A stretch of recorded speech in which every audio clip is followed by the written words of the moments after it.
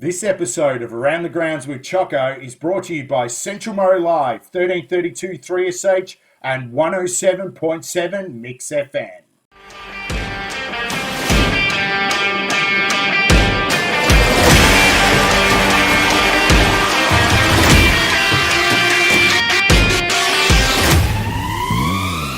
Welcome to Around the Grounds with Chocco, and I'm pretty excited about interviewing this bloke today, and he's probably one of the most respected umpires we've seen in our region. So step away, Razor Ray, and step away, all you talented guys, because this bloke here, every time he enters the room, he puts a smile on your face. So Garry, Shorty, Mccaig, mate, welcome to Around the Grounds.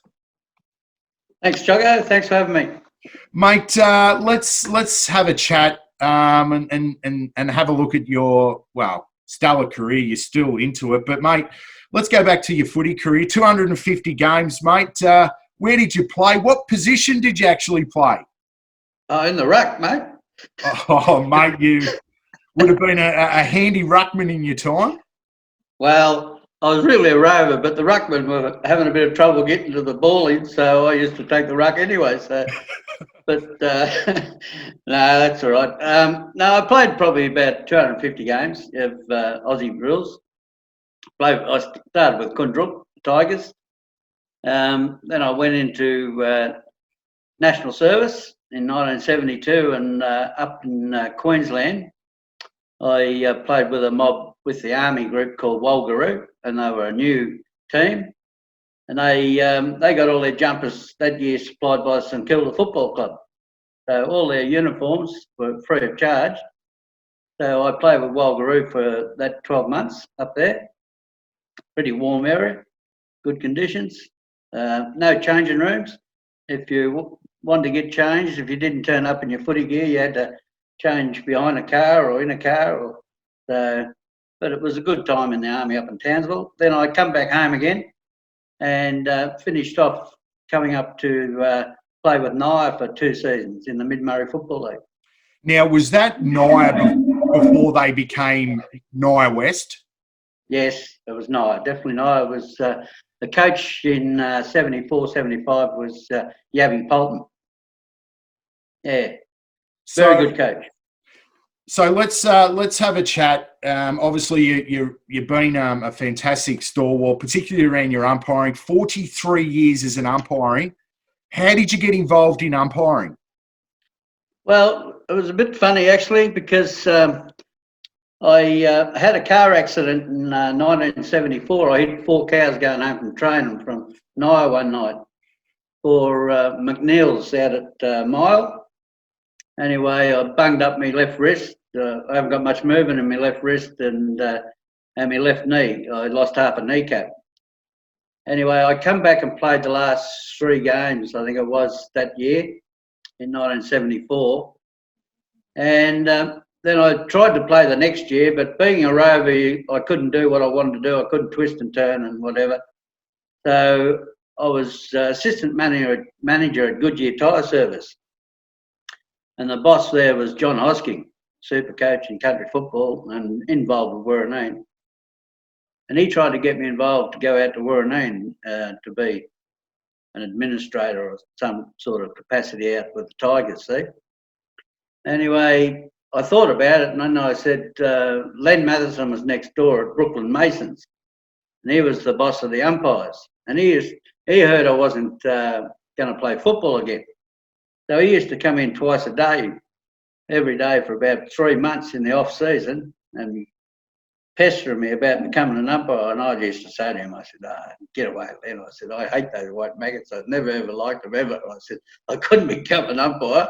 I said, I've chased a couple of umpires the length of the ground, abusing them. I said, now you want me to turn up to be an umpire?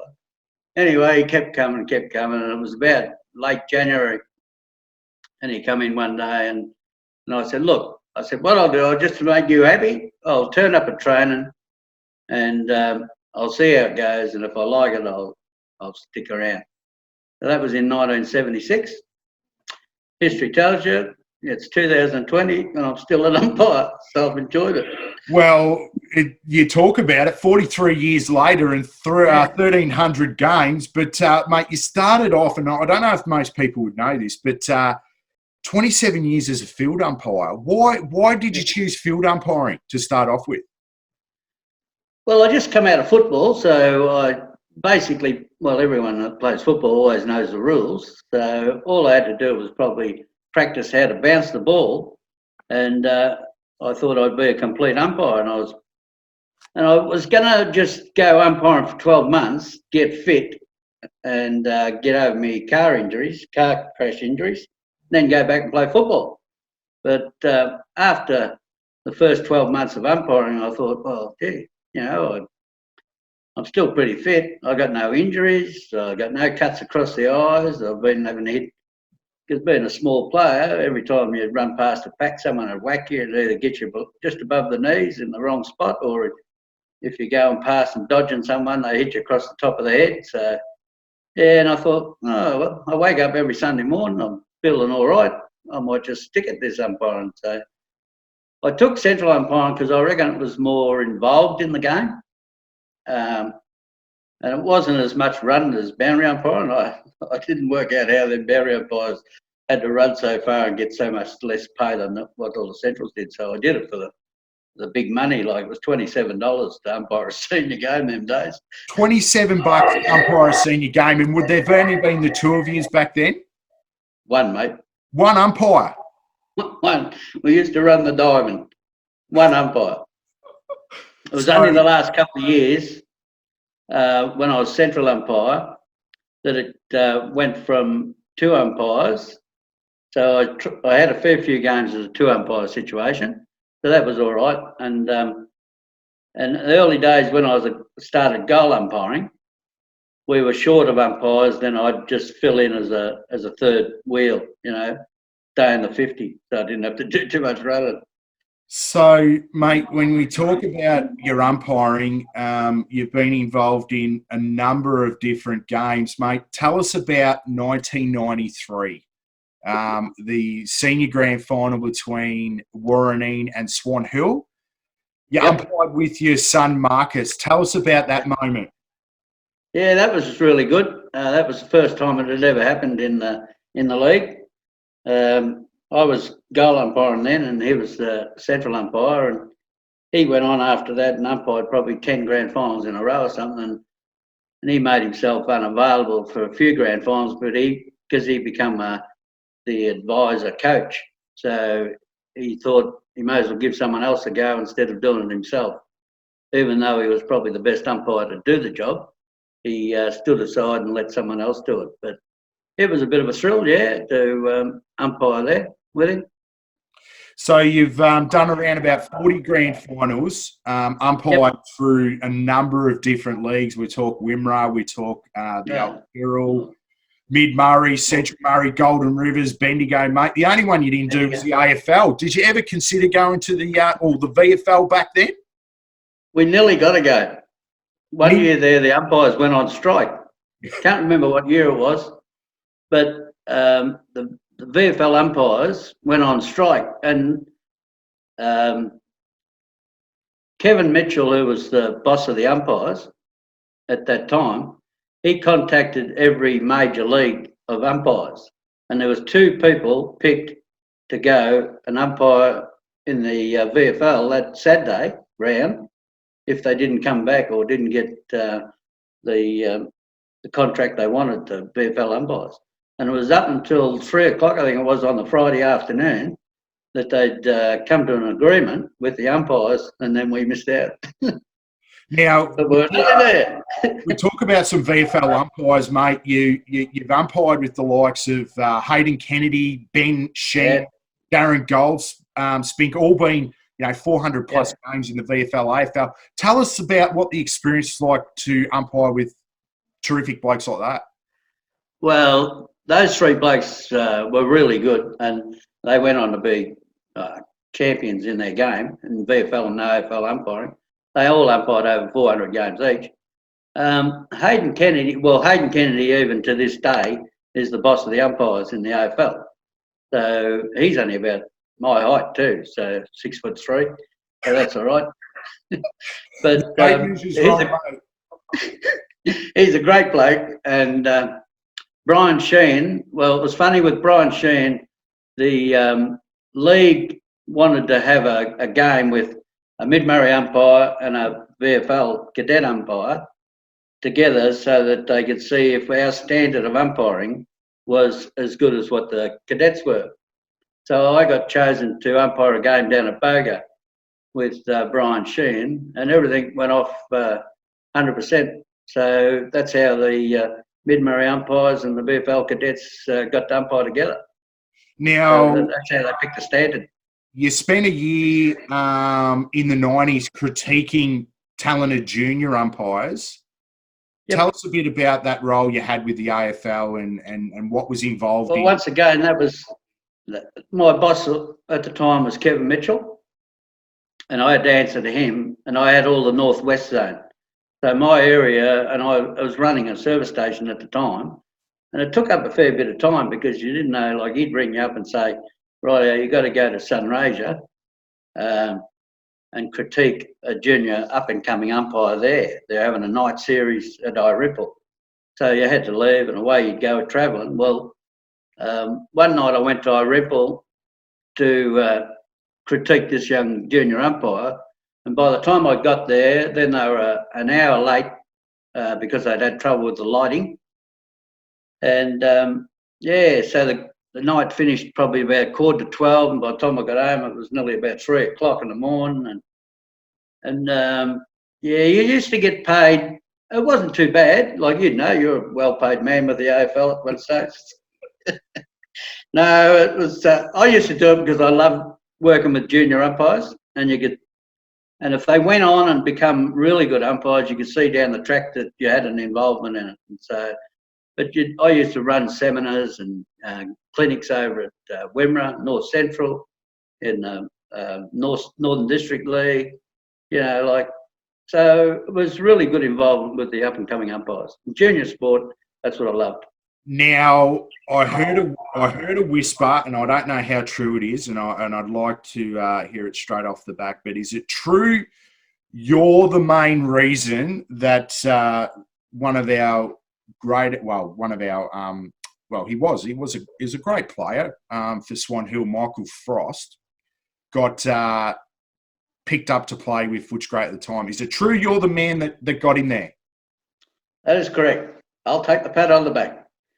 Yeah, I was recruitment officer for the Bulldogs. They were, because I'm a mad Bulldog supporter, they always used to send all the booklets to you and everything. They were advertising for a recruiting officer in the Northwest Zone. And so I thought, I'll apply for this because I get out to many different leagues and see a lot of players around, junior players. So anyway, I applied for the position. Anyway, Garry Merrington was the head of the recruiting department those days. So he rings me up and he says, all right. He said, we've seen your resume and whatever. He said, you've got the job. So they sent me a fancy tie at the time with the little Bulldogs all over it, and a membership that you could go down any time you wanted to watch games and go into the rooms in before the game and after the game and meet all the players and everything. So anyway, I took that on, and Michael Frost was playing with Swan Hill.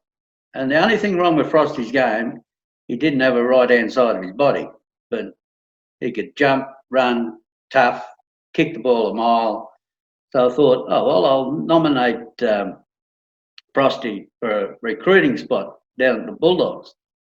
Anyway, lo and behold, he got recruited. So, yeah, he did. I did a fitness program with him over the summer before he went down. They sent down this fitness program he had to do.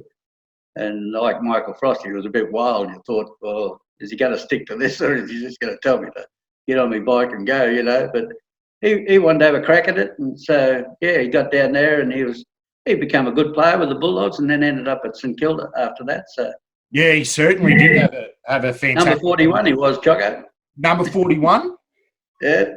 Absolute, had a great career. He spent some time with the Dogs and St Kilda, and then went on to play some terrific VFL football with Yeah. Werribee, and Yeah. one of the most renowned. But was there any other players at the time that stood out that you thought, geez, they might have a chance? Because really, the Dogs weren't too bad back in the early 90s. Like they might have had their troubles in some areas, but on field they had some ripping players. Yeah. Yeah, it's funny you say that. Like, I remember when I was doing national service in 1972 at Puckapunyal. Anyway, Bernie Quinlan was doing his national service then also. And he and every now and again you had to do your duty in the mess hall. So it's getting all the breakfasts and lunches and teas ready for all the other dudes. And anyway, Bernie Quinlan had broke his ankle while he was at Puckapunyal. He ended up tripping over and rolling down Ted Hill. They used to call it Ted Hill at Puckapunyal, and he broke his ankle. And this morning I was on mess duty, and the bloke said, the chef said to me, he said, you better take that breakfast over to that bloke over in the corner that's on crutches and he can't get up here. I said, oh yeah, why does he get special treatment? You know, everyone else has got to get up and get their own breakfast and whatever. He said, oh, he said, we thought you wanted to meet him because we know you're a Bulldog man, and that bloke over there is Bernie Quinlan. I said, oh yeah, Bernie, yeah. So anyway, I get the breakfast ready to go over there and hand it to him, and he says, oh, they told me you barrack for the Bulldogs. I said, yeah. He said, my name's Bernie Quinlan. I looked at him, I thought, is this Bernie Quinlan too? Anyway, we shook hands or whatever, and we become mates after that. And Peter Welsh, he was another one. He was number 4. He used to work. He was in the Bulldogs that year, and he played centre back for the Bulldogs. I got really good mates with him, and we used to go into town, into Yarrawonga, not Yarrawonga, Albury, and we'd train for football.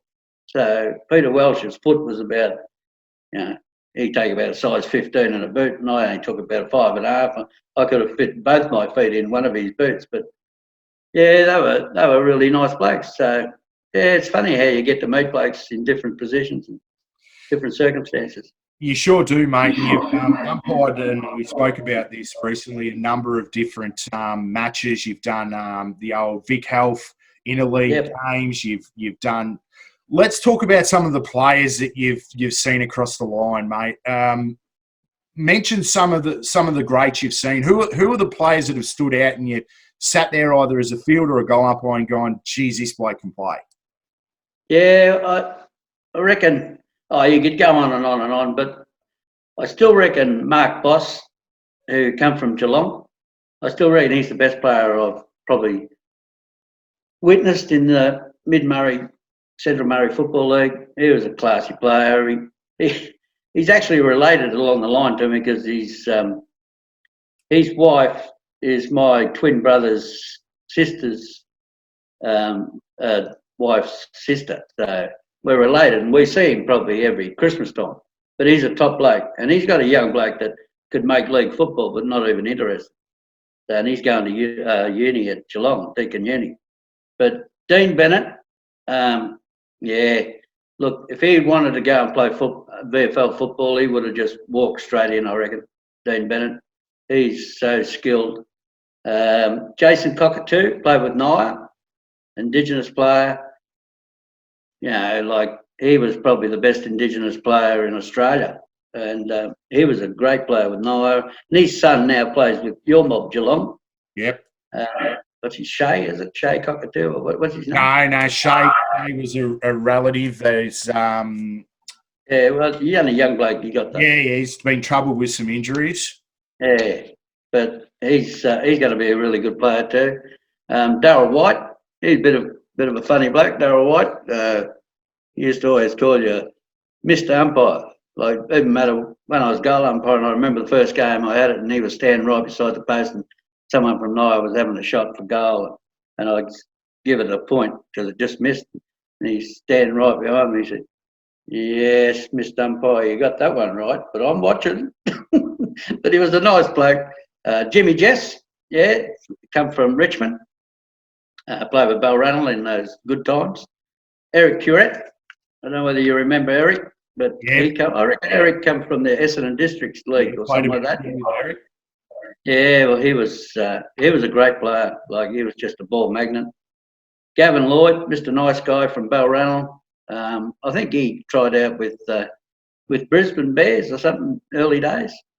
Pa Wall, remember Pa Wall? He was unbelievable, Pa. Peter Lachlan, you remember Peter Lachlan? Played with Naya. No. Remember Trevor Lachlan, the cricketer? No, I probably. Played with Victoria, Australia. Well, No. that was Peter and Trevor were brothers. They lived out at Corraleah, and I played with Peter when I played with Naya. And he went to Richmond. And he was a very good player. Lukey Livingston, and they told me Luke Livingston's even coming back if we get going this year. He's coming back to play with Kerrang again. So yeah, and, possibly alongside one of his good mates in Luke Hodge. But as I said, we'll see. And Luke's father, Brian Livingston, who played with Wandella and Kerrang, he was a brilliant footballer also. He went down, had a tryout with Geelong. Cal Beasy, really good player with Swan Hill. He went down, had a run with Carlton. Huey Foote went down to North Melbourne. Vinny Foote went to Richmond. You could go on and on. Robbie Lee from Lake Boga, he was only a little fella, about 5'5", but gee, he was a dynamo. But there was one of the better country footballers, and I wasn't umpiring at that stage, but was Leon Whelan from over at Kundra, and he's got a good player over there now, Shane Guerra. Like he's just a true champion, jumbo. But Leon Whelan went down and played with Carlton for a practice match, and he kicked 5 goals on Bruce Dool in a practice match. Nearly got run over by a tram walking outside the ground, and he come from a dairy farm over at Kundra. And he just said, oh, no, he said, bugger this. He said, I'm not staying here. He said, bloke could get killed by one of those things. He said, at least at home, if a cow knocks me over and runs over me, I can get up and kick it in the guts. But he said, these trams will kill me. So he wouldn't come back. And Carlton chased him, but he wouldn't go back. Well, mate, we talk about your family involvement, and mate, your wife Celia was involved with the umpires. Both yourself and Celia are life members of the Umpires Association. You had your son Marcus. You had your other son Mick involved in doing club umpiring, and then your grandsons in Jack, Noah, and Kobe. Mate, it must be a bit of a thrill having so much family involved, still umpiring, and yourself being involved. Yeah, no, I remember when Marcus first, I tried to get Marcus to take up umpiring because he's one of these blokes that used to, when footy season come around, we used to buy him a pair of boots, a new pair of boots, that's Swan Hill. He'd play 1 or 2 games and then pull the pin. So wasn't much value there. We were buying him a pair of boots for nothing. So then after about 3 years, I said to him, look, I said, why don't you have a crack at umpiring again? Now, just turn up, come along, just have a night of train or 2 nights of train and see how you go. So anyway, he fronts up and he said, oh, yeah, he said, I may as well give it a go for a season. Anyway, he was a boundary umpire, and he was a very good boundary umpire and ended up doing the grand final that year. Then he went to central umpiring because he reckons that they did too much running, the boundary umpires, because I kept telling him, I said, you're mad, all that running you're doing. I said, get in there and do the central. I said, you can be the boss of everybody then. So he ended up doing about 10 or 11 grand finals in a row. So he's had a pretty good career. He's in Bendigo now and just gone back to umpiring in Bendigo. So if they restart. Got the grandsons, 3 of them, Jack and Noah and Kobe. They all do the boundary. And we did a BCFL game at Kerrang, Marcus and Jack and myself. That was another big thrill. Not too many people get to run with their sons and their grandsons. So, we'll just see where it goes. The wife, she was involved with, on the administration side of it, secretary of the Mid-Murray umpires when we used to train at North Park. When I was president, got her involved that way. And, so it's all history, 43 years of umpiring. I still enjoy it, and I always reckon that I'll give it away when I wake up one Saturday morning and just say, oh, gee, I've got to go umpire, and I don't really want to. So, well, Shorty, thanks for joining us on Around the Grounds with Chocco. I'm hoping that day doesn't come anytime soon because, mate, we love seeing you around the grounds. You're you walk in, you give some cheek, and you always got a smile and having a laugh on your face. Good luck, mate, for your rest of your career, and good luck on the bowling green, mate, because I reckon you need the help. Thanks, Chocco. Yeah, you're a big help there. Well done, Shorty, and thanks for joining us, buddy. Great having a chat. Thanks, mate, for having me. Yep.